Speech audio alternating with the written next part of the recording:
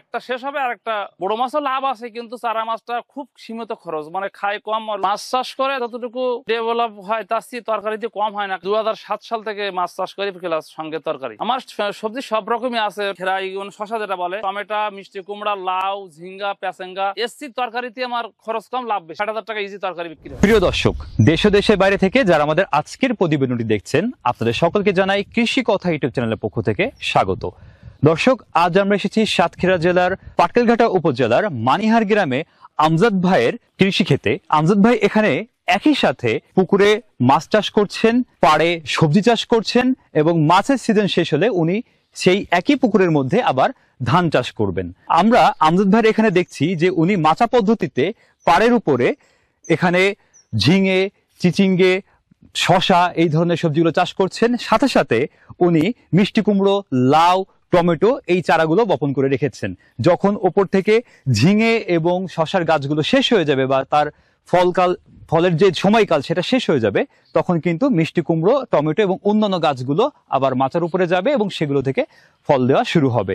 এবং উনি মূলত চারাই মাছ এখানে পালন করছেন, যেটা মোটামুটি 4 থেকে 5 মাসের একটা সাইকেল হয়।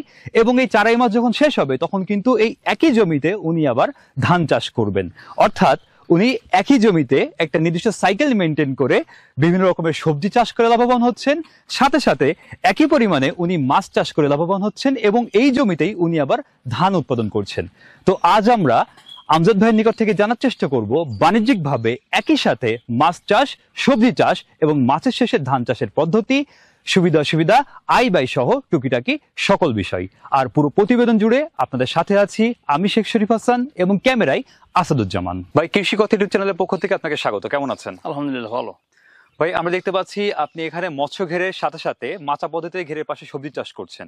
তো আপনি ঘের এবং সবজি চাষ একসাথে করার উদ্বুদ্ধ হলেন কিভাবে?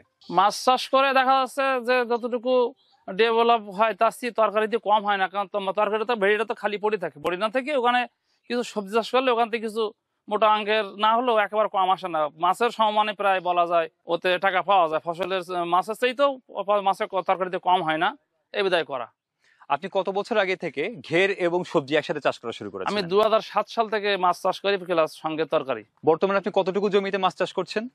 2 বিঘা 5 কাঠা। আর সবজি চাষ হচ্ছে যেহেতু পাড় জুড়ে, এটা যদি আমরা মাচাটার দৈর্ঘ্য হিসাব করি তাহলে কত হাত হতে পারে? এটা আমার মোট টোটালি 450 হাত মতো ভেড়ি আছে। আপনি এই ভেড়িতে কি কি সবজি চাষ করছেন? আমার সবজি সব রকমই আছে টোটাল দিয়ে। এখন যেমন খেরাই শশা যেটা বলে ওটা রানিং উঠতেছে, ওর সঙ্গে লাগানো আছে টমেটো, মিষ্টি কুমড়া, লাউ, ঝিঙ্গা, পেঁচেঙ্গা। মোটামুটি সবকিছুই পরপর একটা শেষ হবে আর একটা বানে উঠে যাবে। এরপরে 2 মাসের ভিতরেই আবার মিষ্টি কুমড়ো বা লাউ ওটা শুরু হবে। আপনার ঘেরে বর্তমানে কি কি মাছ চাষ করছেন? আমার আছে এখন ধানি ধারে পোনা মাছ বলে ওটা, মানে অন্য ঘেরে যারা মাছ বড় মাছ চাষ করবে তারা আমার কাছ থেকে বড় মাছ চাষ করবে। এই কারণে আমি সেই মাছগুলো প্রসেস করে তৈরি করতেছি। আমি ছোট থেকে একেবারে ধানি মানে রেনু, মানে 3.5 লাখ মাছ ফেলা আছে, 3.5 লাখ মাছ এখানে আমি তৈরি করতেছি। এখানে আমি এবার যোগান দেবো অন্য ঘেরেলাদের। আপনি তো চাইলে আপনার ঘেরে বড় মাছ পালন করতে পারতেন, কিন্তু সেটা না করে আপনি চারাই মাছ কেন পালন করছেন? চালাই মাছ করতেছি এই জন্য যে বড় মাছও লাভ আছে, কিন্তু চারা মাছটা খুব সীমিত খরচ, মানে খায় কম, অল্প খরচে, মানে খাওয়া খোরাক কম থাকে এবং এই অল্প খরচে মাছগুলো বড় মানে বেচার মতো উপযোগী হয়ে যায়। চালাই মাছ যেগুলো আপনি পালন করছেন এখন, এটা কতদিনের জন্য? এটা সারাদিন, কিন্তু 4 মাসের ভিতরে আমি ওটা সেরকম বেচাকেনা করে শেষ করে দেবো। আমরা যদি এখন একটু আপনার কাছে হিসাব নিতে চাই যে এই আপনার 2 বিঘা 5 কাঠা জমি, মানে এখানে তো হচ্ছে 33 শতকে বিঘা, মানে হচ্ছে 20 কাঠায় 1 বিঘা। 2 বিঘা 5 কাঠা জমিতে আপনি এখন চাষ করছেন মাছ। এখানে মাছ চাষ বাবদ কত টাকা খরচ হচ্ছে? মাছ চাষ বাবদ খরচ করছি আমি ওখানে 25,000 টাকার মতো ইনভেস্ট আমার করা হয়ে গেছে। আশা করি এই 25-এর ভিতরে সামনে হয়তো 2-5 হাজার টাকা হয়েই তো ধরার সময় চলে এসেছে। এখান থেকে আর 20 থেকে 25 দিনের ভিতরে মাছ আমি। ভাই, আপনার এখানে এই যে ঘেরটা আছে 2 বিঘা 5 কাঠা, এইটার মাছ চাষ, এখানে ধান চাষ, সাথে এই মাচা তৈরি করে সবজি চাষ, এগুলোতে কত টাকা খরচ হয়? আমার এবছর তো চারা মাছ চাষ করা 50 থেকে 60 হাজার টাকা খরচ হবে টোটালি, মানে মাছা দিয়ে মাছ দিয়ে, মাছের খাবার দিয়ে। আর বেচাকেনা হবে, এই বেচাকেনা করার তো সময় এসে গেছে, বেচাকেনা করবো। আচ্ছা, এখানে সব খরচ খরচা বাদ দিয়ে কত টাকার বেচাকেনা করা সম্ভব? ধান, সবজি, মাছ সবকিছু মিলিয়ে 2+ হবে, 2 লক্ষ টাকা 2 লক্ষ টাকা প্লাস plus হবে। তাহলে আমরা যদি খরচ খরচা বাদ দেই কত টাকার মতো থাকছে? এখানে 50 থেকে 60,000 টাকা খরচ যাচ্ছে। মানে আমরা 1 থেকে 1.5 লাখ টাকার উপরে আমাদের হ্যাঁ, 1 থেকে 1.5 লাখ টাকা আমি পাবো। যদি বাজার দর সবকিছু ভালো থাকে। হ্যাঁ, যদি বৃষ্টি বাদল অনাবৃষ্টি না হয়, যদি খরা না হয়, যদি সবকিছু ঠিক থাকে, তাহলে আমার এটা হয়। তখন গত বছর হয়ে গেছে, গত বছর ধানের ফসলটা ভালো হয়েছে। ধান দিয়ে এখন এই তরকারি, তো এখন তরকারি আগার দাম আছে, কিন্তু তরকারি জন্মাইছে কম, হয়েছে কম, কিন্তু দাম আগাত আছে, এই জন্য এটা পোষায় যাচ্ছে। ধানের কি কি পরিচর্যা করেন? ধানের যখন রোপণ করেন তার আগে কি এই জমিটাকে আবার প্রস্তুত করতে হয় ধানের জন্য, নাকি আগে জমি প্রস্তুত কিছু করার আগে না, জমি তো চাষ করি, মাছ, জমি চাষ করার পরে মাছ চাষ করতে পানি ঢুকাই দিয়ে মাছ চাষ করতে, চাষ করাই আছে, খালি গরু দিয়ে একটা বাঁশি দিয়ে সমান করে ধানটা লাগানো হয়। ভাই, আপনার এই ঘেরে আপনি যে চারাই মাছগুলো চাষ করছেন, এই মাছের কি কি পরিচর্যা করেন? চারা মাছের খুব একটা পরিচর্যা লাগে না, শুধু মেনটেন করা লাগে যে মাছটা যেন অতিরিক্ত পানি হিট না হয়ে যায়, মাছটা মারা না যায়। এর খাদ্য লাগে সীমিত, যেমন খৈল, ভুসি এই দেই, আর মাঝে মাঝে মাঝে মাঝে সার, অল্প করে সার দেয় মাঝে মাঝে।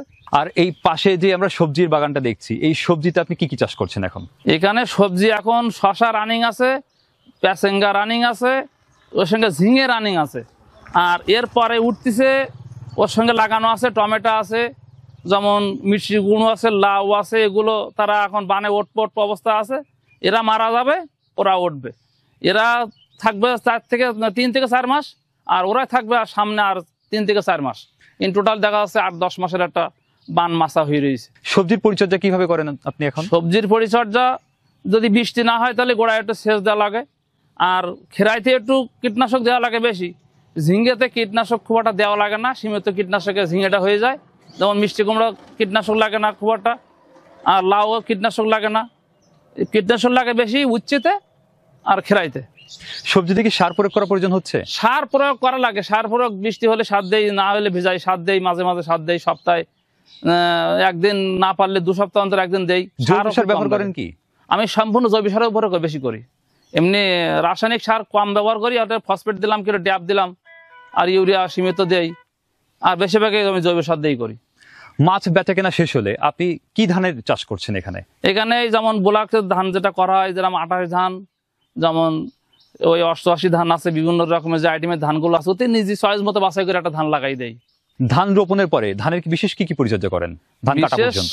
পরিচর্যা ওখানে আমাদের এখানে পানির প্রয়োজন না, পানি বরং ছাড়া বাইরে বের করে দেওয়া লাগে, পানি দেওয়া লাগে না, পানি আর বের করে দেওয়া লাগে।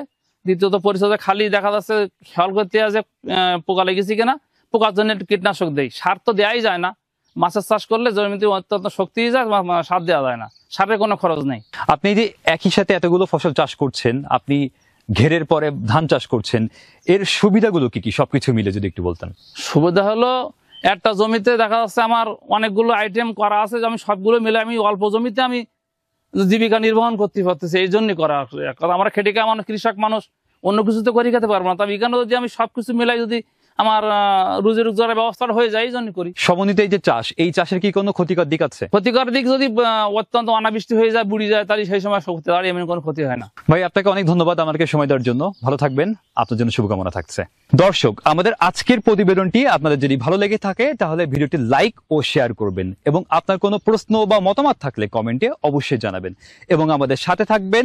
কৃষি কথা ইউটিউব চ্যানেলটি সাবস্ক্রাইব করে রাখবেন, এবং আপনারা কি কি ধরনের প্রতিবেদন দেখতে চান সেটা অবশ্যই আমাদেরকে জানাবেন। সকলে ভালো থাকবেন, আল্লাহ হাফেজ।